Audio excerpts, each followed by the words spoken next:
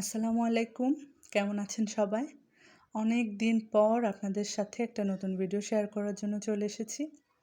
আজকে আমি দেখাবো আমার নতুন বাড়ির নতুন আমার নিজের একটা বেডরুমের এক পাশ।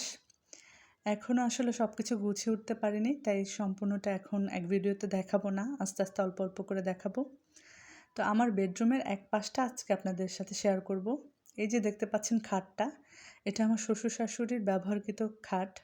প্রায় অনেক বছর তারা এটা ব্যবহার করেছেন। আমি নতুন বাসায় নতুন কোনো ফার্নিচার এখনও কিনিনি।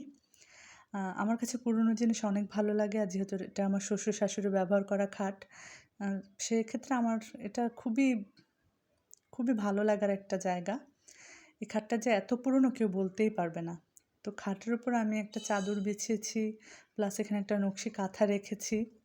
নকশি কাঁথাটা আমার হাসব্যান্ড আমাকে পছন্দ করে কিনে দিয়েছে। আর পাশে ছোট একটা ফ্লাওয়ারের ঝাড়ের মধ্যে ২টা ফ্লাওয়ার রেখেছি। এই তো। আর রুমটা কিন্তু রং করা হয়নি। সিলার লাগানো, প্লাস উপরে একটু গোলাপি কালার দিয়ে একটু সুন্দর করার চেষ্টা, এই আর কি। আর এই খাটটা এত পুরনো হলেও এটার কাজ এত সুন্দর।